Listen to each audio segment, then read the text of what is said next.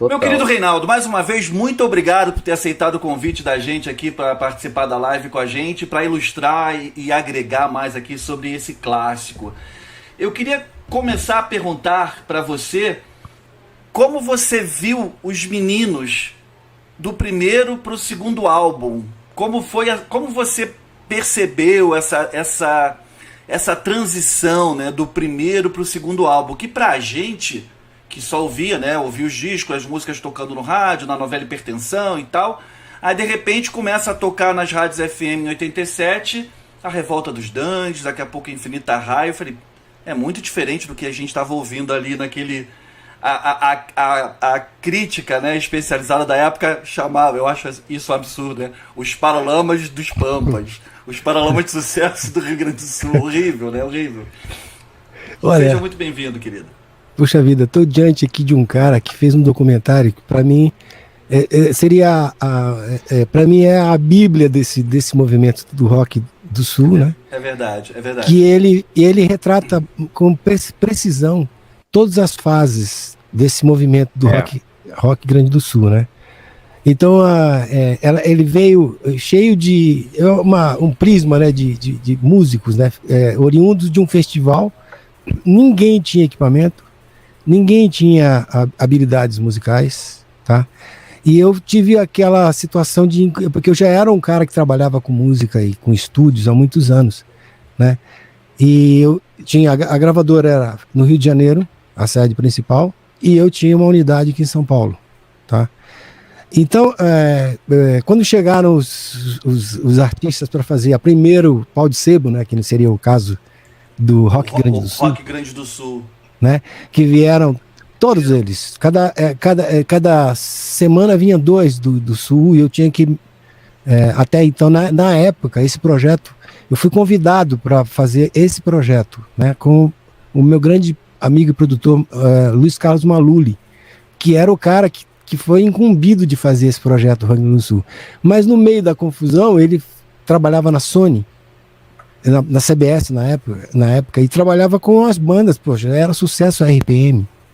E a gravadora tipo que proibiu ele de fazer a ação de uma outra forma, né? Então ele tinha um contrato de exclusividade e ele não pôde sair da CBS, e eu fiquei no lugar de que coisas acidentais, as coisas acidentais que acontecem.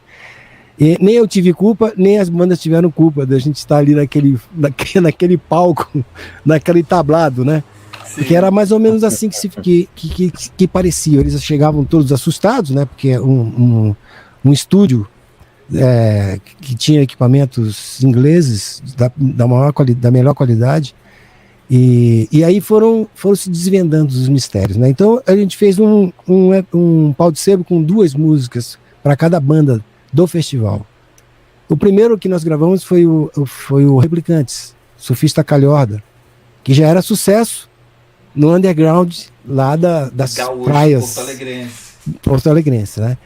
E o Engenheiros era Sopa de Letrinha, que era sucesso também no mesmo circuito, né, das praias, já era sucesso. E eles gravaram um compacto já, né? E aí a gente fez essas 2 músicas, Sopa de Letrinha e Segurança, que era também um grande sucesso nesse circuito.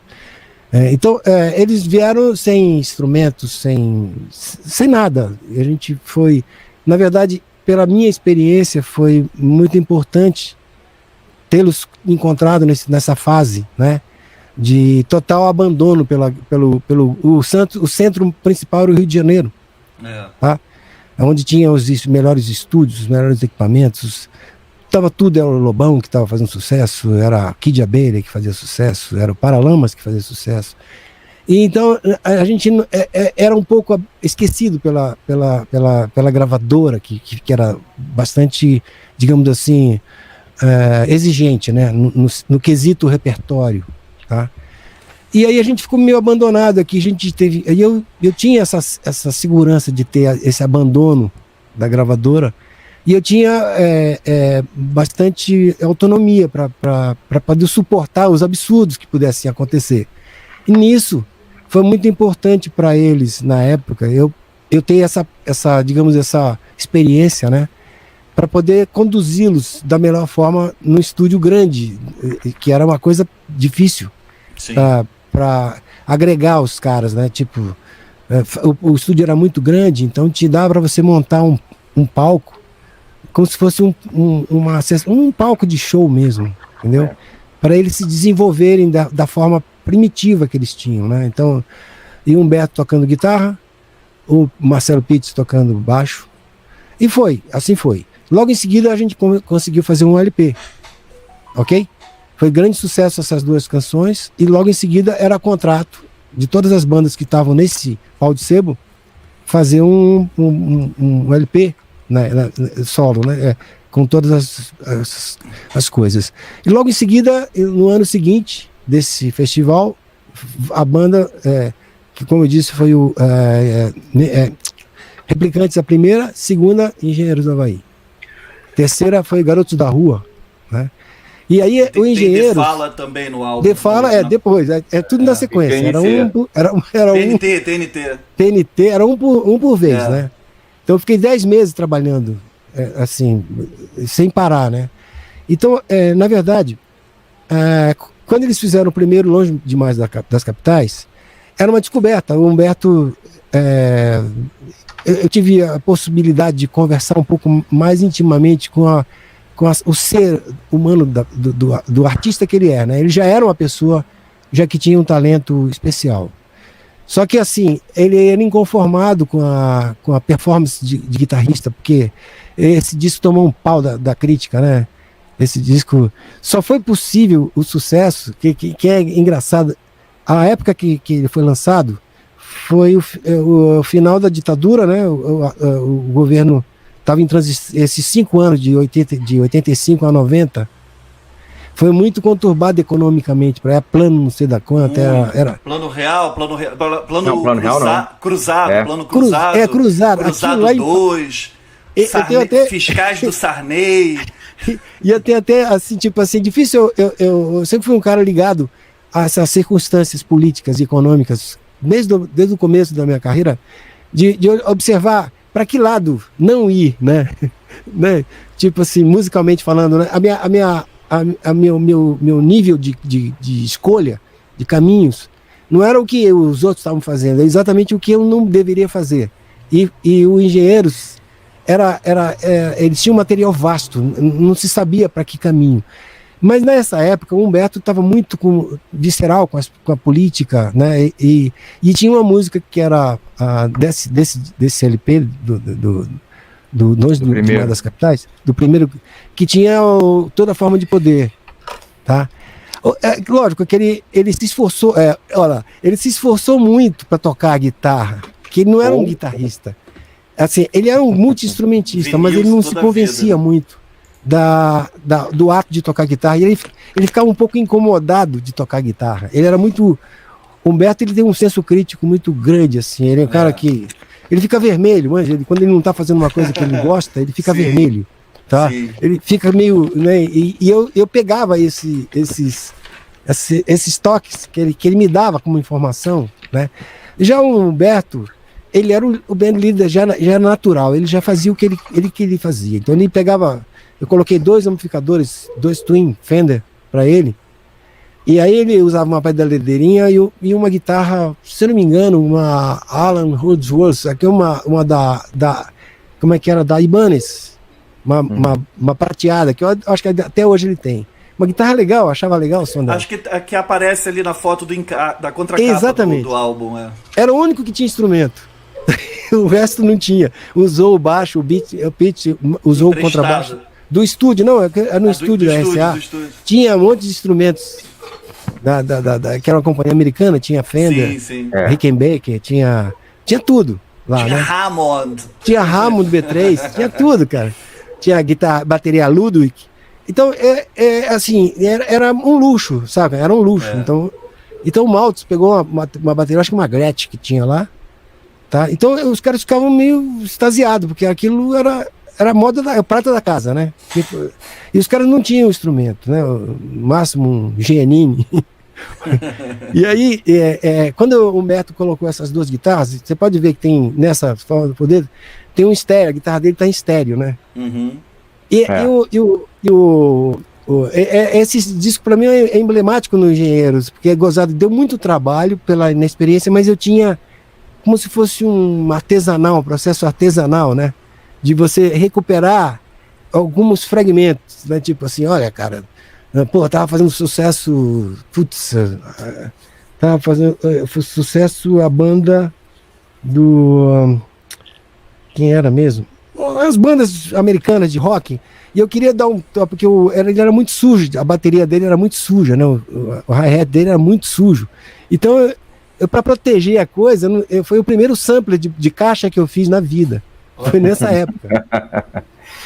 Certo? Foi engraçado, porque se eu te contar a história como era, que a gente tinha que se virar, não tinha ninguém para socorrer, a gente tinha que inventar, e eu posso te confessar que foi pesquisando, não foi lendo nem vendo, foi fazendo, né? Testando. Testando. Era na unha que era feito, né, Reinaldo? Não tinha afinador, não tinha... Eles não tocavam com metrônomo, com clique. Não tinha Pro Tools. Não tinha nada disso. Mas tinha um equipamento. Mas depois eu falo do equipamento, porque senão seria... O equipamento é a cereja do bolo, tá? Então, assim, fizemos as gravações, né? Foi uma coisa assim, foi no limite da capacidade musical deles, tá? Para acompanhar um poeta cantando, né? Que era o Humberto. E essa toda a forma de poder, ela tinha, por exemplo, a introdução, ninguém sabia o que fazer. Sabe o que ele lança assim? Não, a música é do cacete, cadê? Vamos fazer a introdução. Mas eu não sei, eu não estou muito seguro para fazer. Eu falei, então vamos fazer o seguinte, velho, porque eu tinha prazo para gravar, era uma semana. E já vinha outra banda para fazer na semana seguinte, né? Falei, cara, então vou fazer o seguinte, deixa a introdução que eu faço, eu bolo depois. Assim, tipo, eu nunca toquei nada com eles, nunca botei a mão no instrumento, né? Eu tentava buscar deles o que eles tinham, a verdade deles, né? Legal. Foi assim com todos, né? Então, só ficou a introdução para eu fazer. E é gozado que tinha nesse CD, nessa música, a participação do Ney Lisboa. Isso, ele canta. Que eles tinham oferecido para ele antes de saber de como a música ficaria. Sabe quando você fala, não, essa música você vai participar. Mas não era a ideia deles, não saiu de uma outra forma a música, né? Tanto que o Humberto cantou a música toda, aí eu falei assim, e agora? Onde é que vai entrar o Ney? Entendeu? Porque o Ney tem a personalidade musical dele. Como é que você ia fazer? Eu falei, bom, deixa quieto. Aí o Ney, tipo assim, numa sexta-feira, era o último dia de gravação. Já tinha gravado todas as músicas e eles iam voltar para Porto Alegre, porque a gravadora falava, ó, chega todo mundo para Porto Alegre. E aí, cara, o Humberto falou, ó, cara, você se vira aí com o Ney. Só o Ney. Eu falei, agora o que eu vou falar pro Ney, cara? O Ney querendo fazer umas invenções, eu falei assim, Ney, essa música é o hit do disco, velho. Você vai ter que cantar, eu não sei, você canta igual, cara. Canta igual, velho. Você vê que a voz... muito parecido o timbre. Eu briguei. Eu falei, não. Ele fazia... ele tem um... E ele fazia uns negocinhos, uns trejeitos que é natural dele, que eu conheço ele, tô cantando. Sim. E eu tava meio constrangido de falar, não, Ney. Eu falei, não, essa música já tá pronta, velho. Eu já não queria nem botar ninguém mais, que a música já tinha. E aí, bom, pôs a voz e tudo mais, eu fiquei com o mico na mão de fazer a introdução. Aí. O Barriga, que é o produtor que faz isso. Ney, grava igual o Humberto só pra nós ter. Era mais ou menos isso. Depois que ele sai, essa aqui que. Vamos tirar a voz. Bom, aí eu fiquei. Eles foram embora, eu tive que fazer no final de semana a introdução. Só que antes de ir embora, eu falei pro Humberto, pega a guitarra, pegou uma Fender que tinha lá, faz aí 3 notas. A primeira, tarará, tiriru, tá bom, beleza, obrigado. Aí foi embora. Eu peguei aquelas notas e tinha um delay, um eventide de delay, e aí botei num freezer, aí fiz uma orquestra, porque eu imaginava um batalhão de guitarras, porque a música tinha esse contexto político, né?